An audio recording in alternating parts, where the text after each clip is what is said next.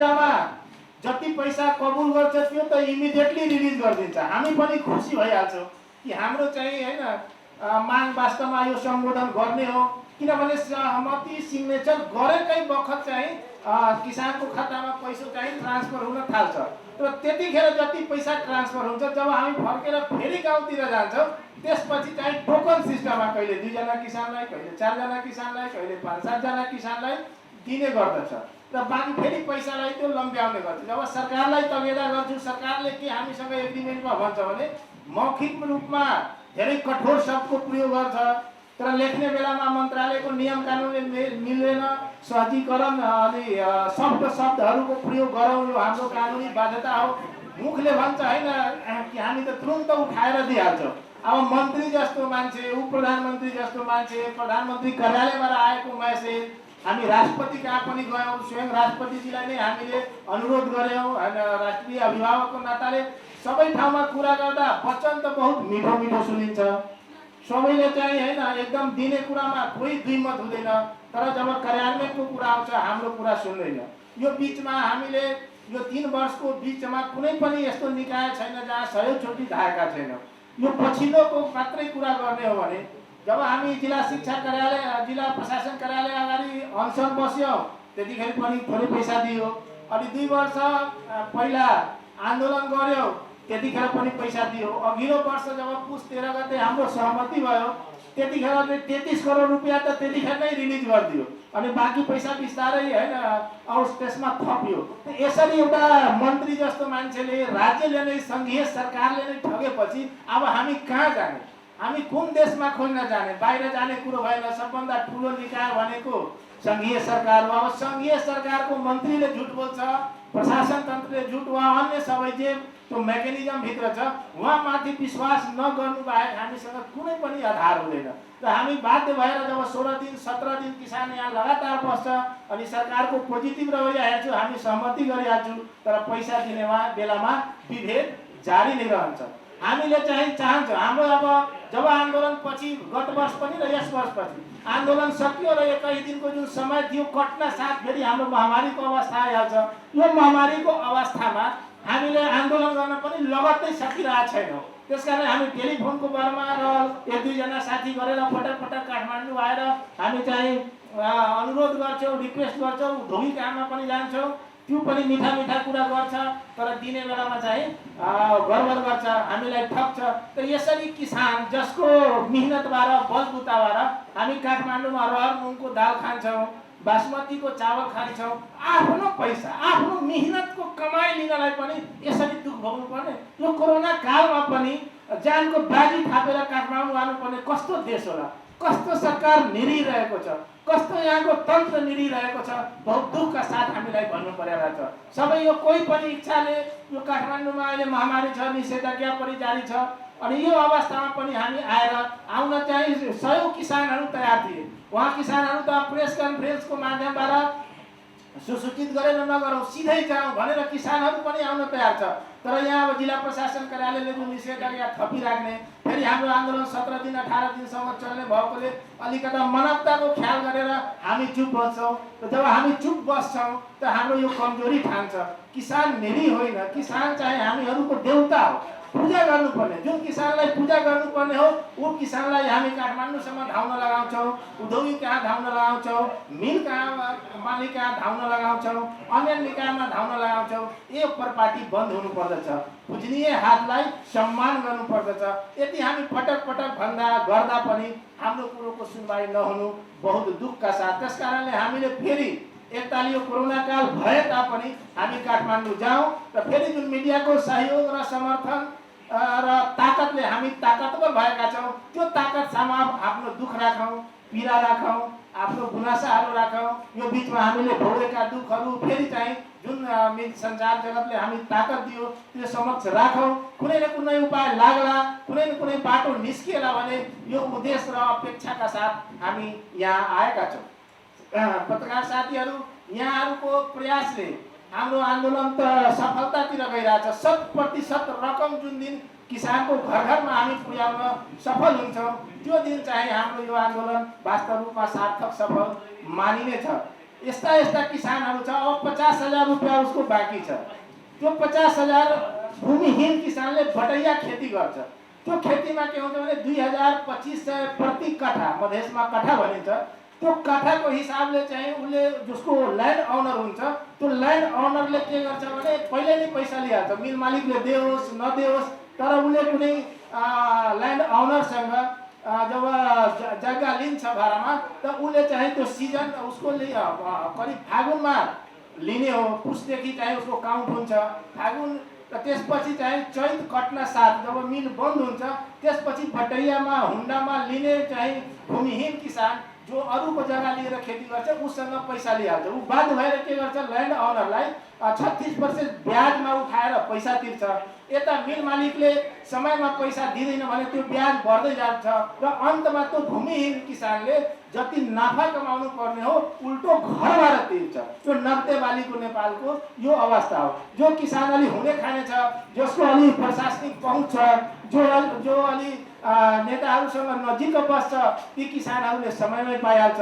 तर निमुखा गरिब अरूको खेती बटैया गर्ने त्यसले पैसा पाउँदैन। अब 50,000 बाँकी एउटा भूमिहीन किसानले काठमाडौँमा आउँदा जाँदा आन्दोलन गर्दा 4-5 हजार प्रति किसान खर्च हुन जान्छ। त्यो बेचारा उसको त अब 50,000 वाला घटाउने त्यहीबाट हो।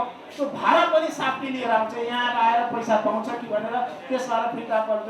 जुन पैसा घरमा पुर्याउनु पर्ने किसानको खाता नम्बर छ, एकाउन्ट नम्बर छ, त्यहाँ पुर्याउनु पर्ने त्यो किसान चाहिँ थप 5,000 रुपियाँ खर्च गरेर काठमाडौँमा आन्दोलनमा सरिक हुन्छ। यस प्रकारको हाम्रो दुखदायी अवस्था छ।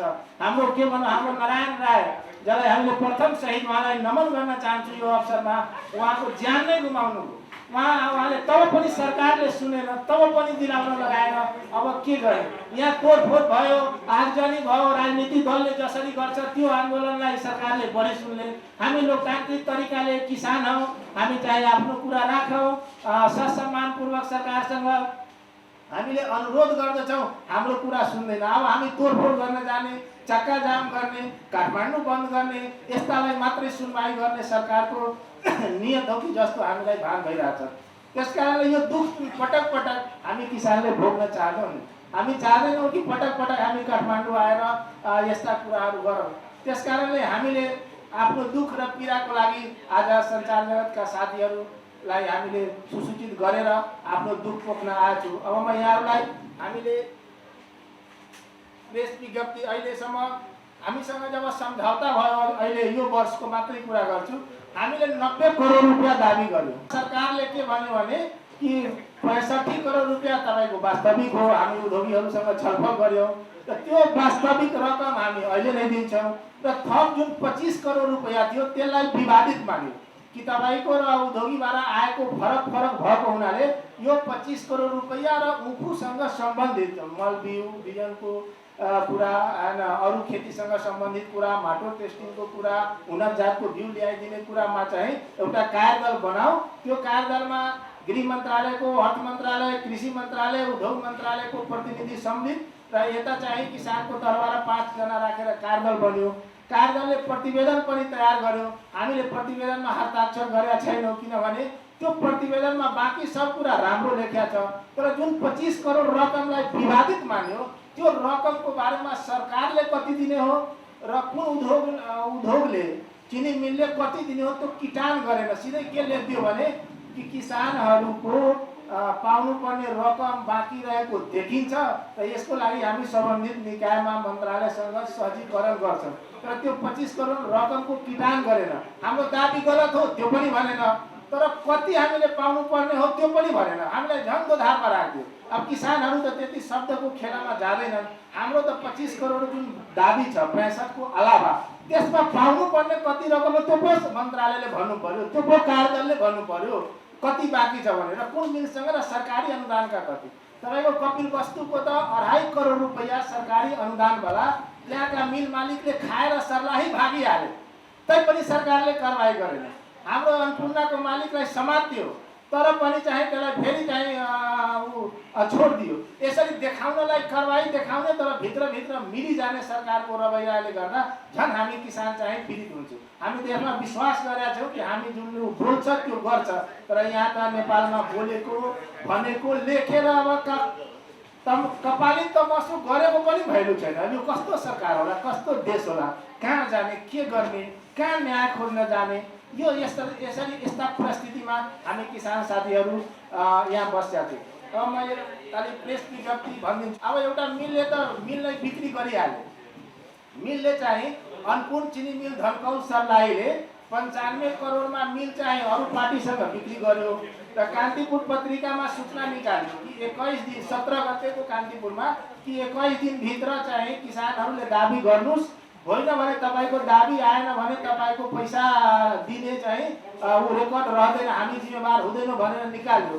तर जसको उहाँ शोभालाल शाह भन्ने व्यक्तिको नाम दियो त्यो पत्रिकाको एडमा, तर त्यसको चाहिँ 7 दिनसम्म त स्विच नै अफ रह्यो। जब हामीलाई थाहा भयो 3 दिनपछि 20 गतेतिर, अनि हामीले जिल्ला प्रशासन कार्यालय, नेपाल प्रहरी कार्यालय, चिनी मिलको अफिसमा, उद्योग मन्त्रालयमा र किन्ने पार्टीको बलतल नम्बर पत्ता लगाएर जब कुरा गर्यो भने उसले ऊ नम्बर त खोल्न लगायो, तर चाहिँ उसले चाहिँ मिलमै बसेन। जब हामी चारैतिर दबाब दियो भने बल्ल आज 3 दिनदेखि चाहिँ उसले चाहिँ निवेदन चाहिँ स्वीकार चाहिँ गर्न सङ्कलन गर्दैछ। तर त्यहाँ पनि चाहिँ कति रकम हो, के हो, होइन, कहिलेसम्म पाउँछ त्यसको पनि कुनै चाहिँ छिनोफानो कुनै पनि चाहिँ त्यसको डाटा चाहिँ डेट पनि दिएको छैन र सिधै चाहिँ सङ्कलन गरिरहेको। अब यो सङ्कलन गर्दा गर्दै अब नयाँ मालिकसँग हामी खोज्न जाने कि पुरानो मालिक? पुरानो मालिकले भन्छ अब जो नयाँले किन्छ त्यो दिन्छ, नयाँले भन्छ कि होइन पुरानोसँग हिसाब चल्दैछ। हाम्रो भनाइ के हो भने जब हामीसँग लिखित सम्झौता भयो त्यो बेलामा उद्योग मन्त्रालयले के भन्यो, उसको चाहिँ सम्पत्ति रोका गरिदिएको छु, कम्पनी रजिस्ट्रार कार्यालयमा पत्राचार गरिदिएको छु, अन्य चाहिँ उसको जग्गा पासपोर्ट पनि रोका गरिदिएको छु। जब कम्पनी रजिस्ट्रारमा उसको पत्र गएको छ उसको कारोबार रोका गर्ने भने कम्पनी रजिस्ट्रार नाम सारी हुनुभन्दा पहिला त भनेपछि त उसले त पैसा दिइहाल्छ। त्यहाँनिर पनि सरकार चुकिरहेछ। उसैको निकायमा बिक्री भएको फाइल जान्छ र उसले पैसा नदिलाइकन उसको प्रोसेस अगाडि बढाउँछ। जब हामी हलाखला गऱ्यौँ सर्लाहीमा, अनि बल्ल त त्यो प्रोसेस चाहिँ अगाडि बढाउने कुरा गऱ्यौँ। यसरी दुखित अवस्था छ। हामी अब सबै कुरा त यो दिनका दुख कति व्यक्त गरौँ, तर बोल्ड पोइन्टमा म भन्दैछु कि यो रवैया हो। कम्पनी रजिस्ट्रार ब्याङ्कलाई हामीले के भन्यौँ कि ब्याङ्कलाई हामीले लेटर पठाइदिएको छु, उसको खाता रोका छ, रोका छ छैन केही रिप्लाई दिँदैन। एक त हामीलाई दुख कहाँ दिन्छ भने न सरकारले हामीलाई वास्तविक रेकर्ड दिन्छ, न त उद्योगपतिले दिन्छ। हामीले के भन्यो कि उद्योगपतिलाई कि तपाईँले ठिक छ हामी आन्दोलन गरिरहेको छौँ, हामीबाट तपाईँ रिसाएको हुन सक्नुहुन्छ होला, तपाईँहरू सरकार र तपाईँ मिलेर गेट अगाडि त एउटा लिस्ट टाँगिदिनुहोस् कि राम नामको किसानले यति उखु बुझाएको छ क्विन्टल, उसले पाउनुपर्ने पैसा यति हो र उसले पाइसकेको पैसा यति हो, ताकि त्यो किसान त्यो मिल गेटमा गएर मिल अगाडि गएर त्यो आफ्नो रेकर्ड मिलान गर्न सकोस् कि भाइ यसको कति छ त, हाम्रो पूर्जी अनुसारको रकम छ कि छैन त्यो पनि गरेर। अन्तमा हामीले उद्योग मन्त्रालयलाई के भन्यो भने तपाईँ कहाँ आएको एक प्रतिलाई तपाईँ आफ्नो वेबसाइटमा राखिदिनुहोस्। कमसेकम ठिक छ किसानले वेबसाइट जसो तसो आफ्नो छोराछोरीबाट हेर्न लगाइहाल्छ, त्यसमा त त्यो रेकर्ड पनि दिँदैन। अब रेकर्ड के छ कसो छ आजसम्म हामी 3 वर्षको भित्रमा कुनै पनि रेकर्ड पाएको छैन। हामीले हाम्रो सङ्घर्ष समितिका जुन गाउँमा कमिटी छ त्यो कमिटीबाट हामी टेलिफोनको आधारमा यो गाउँको यति बाँकी, यो गाउँको यति बाँकी भनेर हामीले रेकर्ड सङ्कलन यसरी दुख दिइरहेछ। उद्योग मन्त्रालयले भन्छ मलाई यो रेकर्डै छैन, तपाईँ रेकर्ड ल्याइदिनुहोस्। अब देशभरि त हाम्रो त्यति ह्यान्ड्स छैन कि गाउँ गाउँमा डुलेर रेकर्ड ल्याउन सक्नु, त त्यहाँ पनि हामीलाई अप्ठ्यारो पारिदिन्छ। ताकि हामीले सत्य हिसाब निकाल्न सकौँ भने त्यहाँ पनि बेइमानी गर्छ। अनि बेइमानीमाथि बेइमानी, बेइमानीमाथि बेइमानी, पटक पटक जे हामी कुरा अघि सार्छौँ कुनै न कुनै कानुनी त्यहाँ दाम पेचका कानुनी कुनै फुवाल भेटाइदिन्छ। अब हामी त शर्त भन्छौँ पैसा पाउने हो, उखु किसानले बुझाएको मितिदेखि 15 दिनभित्र पैसा पाउनु पर्यो वा 20 दिन। केही एउटा सरकारले यो यस्तो देश हो जहाँ किसानले बुझाएको उखुको पैसा कहिलेसम्म पाउँछ कुनै कानुनी रूपमा किटानी छैन। त्यस्तो कहीँ दुनियाँमा हुँदैन। तपाईँ कुनै एउटा डेट त राख्नुहोस् ताकि किसानले 1 गते यदि बुझायो भने उसले अब कति गते पाउने हो, पछि हामीले 15 दिन पछि माने 1 गते उखु बुझाउने किसानले 16 गते पैसा पाओस् भन्ने हाम्रो चाहना हो। तर यसरी हामी भनिराख्दा पनि अहिलेसम्म त्यसको चाहिँ कुनै निदान भएको छैन, कुनै त्यसको समाधानको बाटोतिर गएको छैन। त यसरी उद्योगपति र सरकार मिलेर आपसी सहमतिमा किसानलाई दुख दिने, उसले कमाएको परिश्रमको पैसा नदिने, यो कस्तो दुःखद परिस्थिति, यो कस्तो हो भने यसलाई कुन शब्दमा म कसरी व्याख्या गरौँ, कसरी भनौँ अनि रुइरहेछ। तपाईँ त्यहाँ जानुभयो भने कति साथीहरू सर्लाहीमा जानुभएको छ, अवस्था हेर्नुहोस् त, त्यो 6 लाख रुपियाँ नेट प्रॉफिट गरेको किसानले थप घरबाट जोसँग ऋण लिएको थियो त्यो 50,000 एड गरेर उसलाई दिनु पर्यो। हामी गएर त्यहाँ मध्यस्थता गरेर कि यसको पैसा आउँदैछ तपाईँ थप ब्याज नलिनु, अनि 6 लाख नेट प्रॉफिट कमाउनेले किसानले बटैया गरेर अन्तमा उसको हातमा जिरो लागेको उदाहरण पनि हामी तपाईँ सर्लाहीमा गएर साथीहरूले हेर्नु भएको छ। त यस्ता चाहिँ यहाँ हाम्रो गगनदेव रायजी बस्नु भएको छ कुनामा, उहाँको गत वर्ष आन्दोलनमा आउनु भएको थियो। उहाँले त ब्याङ्कको निलामी पुँजी लिएर आउनु भएको थियो, तैपनि पैसा नदिएपछि चन्दा उठाएर उहाँको चाहिँ हामीले ब्याङ्कको लोन चुक्ता गरायौँ, तैपनि चाहिँ उहाँको पैसा चाहिँ समयमा पाएन। त यसरी दुख दिइरहेछ। जो उहाँको जति पैसा थियो त्यति त ब्याजमै जाने अवस्था भयो। अनि हाम्रा साथीहरू, युवा साथीहरूले एउटा खाता खोलाएर दियोस् उहाँको ऋणबाट मुक्ति दिलायो, यो अवस्था छ। यसरी आफ्नै कमाई आफ्नै पैसा नदिने सरकार यसरी चाहिँ निरीहताको चाहिँ प्रकट गरिरहेको छ। एकतालि म यहाँलाई प्रेस विज्ञप्ति चाहिँ यहाँ वाचन गरेर त्यसपछि यहाँहरूको जुन जिज्ञासा चाहिँ हाम्रो साथीहरू मबाट चाहिँ सोध्न सक्नुहुन्छ।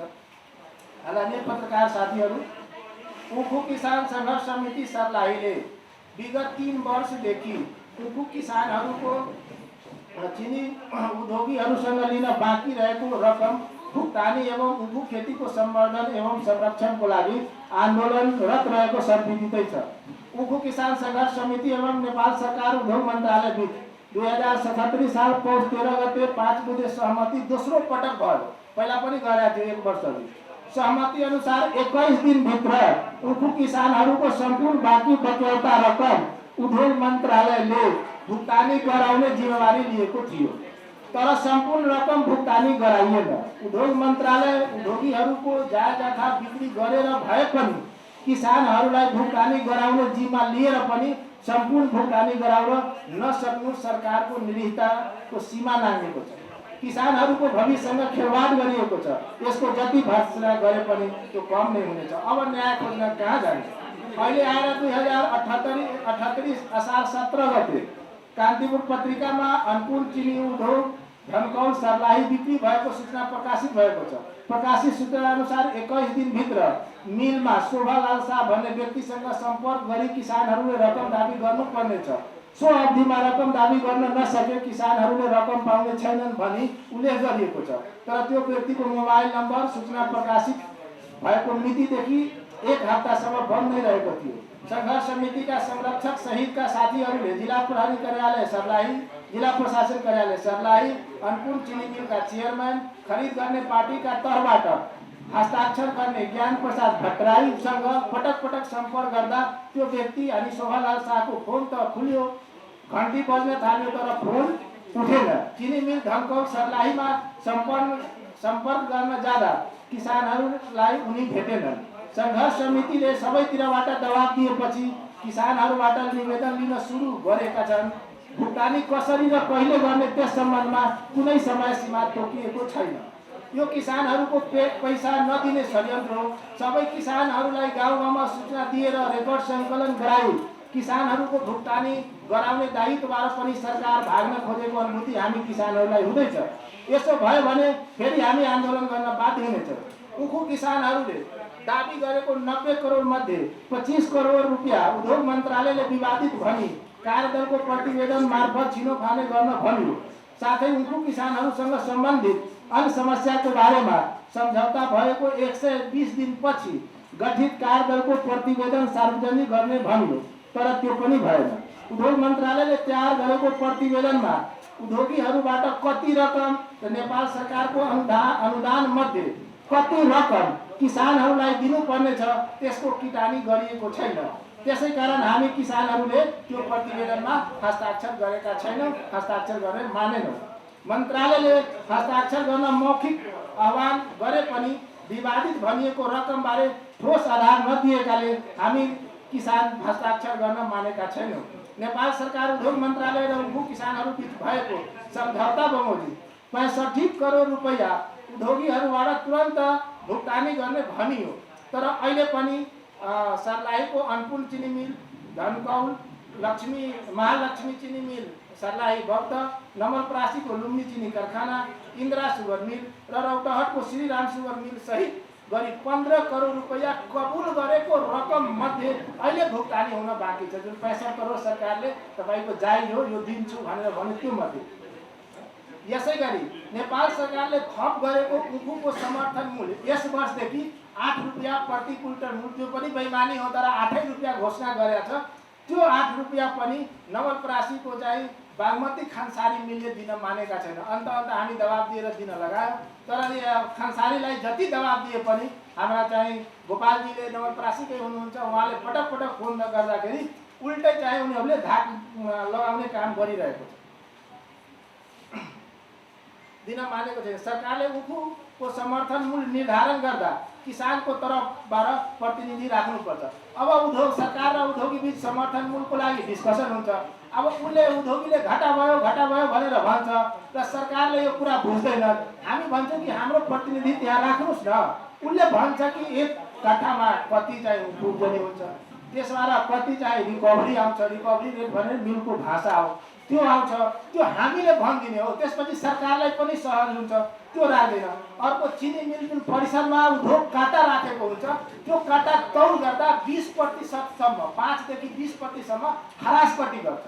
त्यो नगरोस् भनेर त्यो काटामा चाहिँ कृषि ज्ञान केन्द्रको एउटा प्रतिनिधि राख्नुहोस् र एउटा किसानको प्रतिनिधि, त्यो तौल अवधिभरि प्रतिदिन यदि बस दियो भने हामी निःशुल्क सेवा दिन तयार छौँ। त्यो काटा लिएर चाहिँ हामी आलो पालो गरेर किसानले चाहिँ लगभग 90 दिन मिल चल्छ लगातार। 90 दिन हामी चाहिँ 90वटा किसानलाई आलो पालो गरी राखिदिन्छौँ अनि त्यसले चाहिँ हरासपट्टि गर्दैन। होइन भने अनुहार हेरेर कटा गर्छ। जो अलि मैले लुगा लगाएको छ, जसको एकदम कालो अनुहार छ, एकदम गरिब जस्तो देखिने, कोहीसँग त्यसको 20% तौल नै घटाइदिन्छ अनि मिल घाटामा जान्छ, जाँदैन। यदि मिल घाटामा गएको छ भने एउटा अनरको 2-3वटा मिल कसरी भयो उसलाई त पहिल्यै थाहा हुनुपर्ने हो कि मेरो पहिल्यै मिल घाटामा छ भने त अर्को मिल फेरि किन स्थापना गर्यो त? त्यो घाटामा छैन। त्यो सरकारलाई मात्रै रिकभरी रेटमा फेरि के हुन्छ भने जो रिकभरी रेट जाँच्ने जुन मापन समिति हुन्छ त्यो कर्मचारीहरू प्राय बाहिरको हुन्छ, पारिपट्टि। त्यो ह्यान्ड्स नेपालमा छैन रे मिल मालिकहरूको अनुसार। अब त्यो त कम्प्लिट मिल मालिक प्रति उत्तरदायी हुन्छ। उसले जति रेट भनिदियो त्यो रेट मात्रै उसले चाहिँ सरकारलाई सुनाउँछ। सरकारको त्यहाँ कुनै मेकानिजम छैन र हामीहरूको मेकानिजम राख्नै दिँदैन। अब त्यो त नेपाली नागरिक पनि त्यो स्टाफ हुँदैन। त्यस कारणले उसको त अब कुनै न कुनै जिल्लाबाट भएको भए हामी पछि पनि गएर दबाब दिन सक्यौँ। त्यो पारीबाट आउने स्टाफले उसले त अब मिल मालिकप्रति मात्रै जागिरको हिसाबले उत्तरदायी हुन्छ, हामीलाई सूचनै दिँदैन। त्यहाँ रिकभरी रेटमा नै झुक्क्याउने काम चाहिँ गर्छ। हामीले के भनेको छौँ कि हाम्रो माटोको जुन क्षमता छ त्यो 13.5 को क्षमता हो। त्यो 13.5 रिकभरी रेट आयो भने उखुको मूल्य पनि 900 प्लस जान्छ र त्यो चाहिँ उखुको बिउ नागपुरमा पाउँछ। त्यहाँबाट ल्याउनुहोस्, त्यहाँबाट ल्याउन दिने। अब त्यहाँ क्वारेन्टाइनको झन्झट छ। हामी एकताली धेरै प्रयास गरेर 1 ट्रक चाहिँ ल्याउने प्रयास गर्यो समन्वय गरेर। अब यति कागज क्वारेन्टाइनले खोजियो कि त्यो कागज पुर्याउँदा त्यो उसको गुणवत्ता शक्ति नै समाप्त भयो। उता भारतपट्टिबाट पनि भारत सरकारको पट्टिबाट सर्टेन जातको ऊखको चाहिँ अरू देशमा बिउ नपठाउने यस्तो नीति रहेछ। त्यसमा पनि हामी सरकारले भनेका छौँ कि पहल गरिदिनुहोस्। त्यो जातको ऊखु आयो भने हामी नेपालले चाहिँ निर्यात गर्छौँ। चिनी हामीलाई बाहिरबाट ल्याउनै पर्दैन। मेरो त सर्लाही रौतहटमा 4वटा जिल्लामा मात्रै यति क्षमता छ त्यो माटोमा। अन्तबाट चिनी नै ल्याउनुपर्छ। उल्टो चाहिँ हामी अरू देशमा पठाउन सक्छौँ, निर्यात गर्न सक्छौँ। तर यो हामी चाहिँ अध्ययन गराएर राखेको रिपोर्ट दिँदा पनि हाम्रो सुनवाई भएन। त्यस कारण त्यहाँ तिनीहरू हाम्रो प्रतिनिधि जानी राख्दैनन् कि ताकि यी कुराहरू यिनीहरूले थाहा पाउँछन् भनेर। हरासपट्टि गर्ने बेलामा धाकधम्की पनि लगाउँछ। किनभने त्यहाँ ट्र्याक्टर लिएर जान्छ, त्यहाँ उक्लिन बस्छ। अब धेरै दिन 1-2 दिन भयो भने त्यहाँ बस्ने पनि सुविधा हुँदैन। त्यो बाटोमै चाहिँ ओछ्यान गरेर सुत्नुपर्ने अवस्था आउँछ। अब यो देख्दा दिक्क भएर किसानहरूले 20% काटे पनि झै झगडा गर्दैन। फेरि किसान त्यहाँ सङ्गठित हुँदैन, सङ्गठित रूपमा चाहिँ जाँदैन, आलो पालो गरी जान्छ। त्यसको फाइदा उठाएर, गरिबीको फाइदा उठाएर, कमजोरीपनको फाइदा उठाएर, किसान सङ्गठित नभएको फाइदा उठाएर यो 20%सम्म अन्याय हुन्छ। यो तपाईँहरू गएर सोध्न सक्नुहुन्छ, हेर्न सक्नुहुन्छ जहाँ पनि यसरी चाहिँ हामीमाथि शोषण भइरहेछ। अब प्रथम शहीद नारायण रायको परिवारलाई क्षतिपूर्ति दिने भने उद्योग मन्त्रालयले सहमति गर्यो, तर अहिलेसम्म चाहिँ क्षतिपूर्ति दिएको छैन। अब यति एउटा किसान शहीदको क्षतिपूर्ति दिनलाई लाखौँ रुपियाँ चाहिँ उद्योग मन्त्रालयबाट गृह मन्त्रालयबाट प्रधानमन्त्री कार्यालयबाट बाँडिने गरिन्छ, तर एउटा किसानको क्षतिपूर्ति दिँदाखेरि अहिले चाहिँ 6 7 महिना भयो। यहाँनिर पनि अन्यायमाथि अन्याय हामीहरूलाई थप्दैछ। हामीले मन्त्रालयमा पनि पटक पटक यो कुरा राख्यौँ, क्षतिपूर्तिको सम्बन्धमा सुनवाई भइरहेको छैन। अतः हामी किसानहरू पुनः काठमाडौँ केन्द्रित आन्दोलन गर्न बाध्य भएछ। जब हामीसँग कुनै विकल्प बाँकी रहेन, सबै ठाउँमा धाउँदा धाउँदा थाक्यो भने फेरि हामी सडकबाट नै आन्दोलन गरौँ भनेर हामी अब काठमाडौँ केन्द्रित आन्दोलन गर्ने चाहिँ विचारले यहाँ आएका छौँ। किसानहरूलाई कमजोर निमुखा सम्झेर फेरि पनि रकम नदिने यो षड्यन्त्रै हो। खालि हामीलाई झुक्याउँछ, तर यो भित्री अर्को यो त रकम जुन म भनिरहेको छु हामी सिनमा देख्यौँ।